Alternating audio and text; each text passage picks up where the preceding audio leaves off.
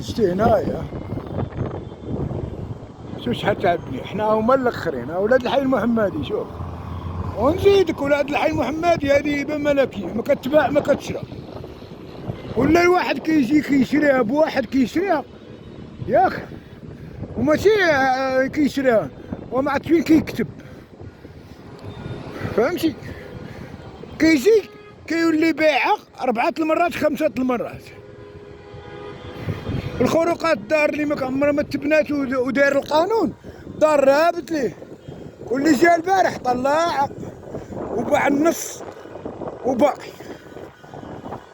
عرفتي هاد الديور هادو كيحكم عليهم القايد،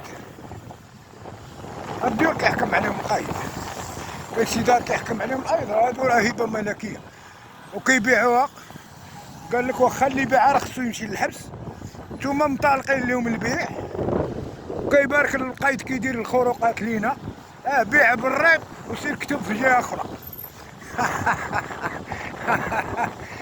ولا شكون ولا ضحيه ولينا حنا، هاد القايد هذا اللي بارك كيدير لنا هاد الحاله، ولينا حنا الساكنه ديال لاله مريم هما الضحايا ديالكم. السي واش لاله مريم هبه ملكيه؟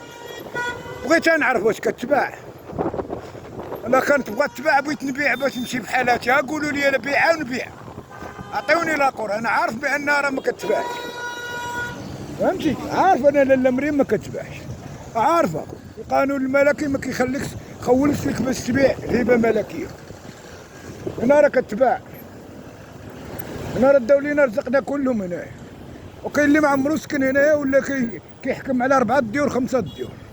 لاله مريم كانوا فيها 4 ولا فيها 5566. شي كي دايره هذا القانون عندكم كي داير ناعس، وملي تمشي لاكارت يقول لك جيب لي واحد يسيني. اش غيسيني لك؟ راه هو اللي مسؤول على الدار، اش غيسيني لك؟ سيني ليا، قلت اش غنسيني لك وما تسينيوش.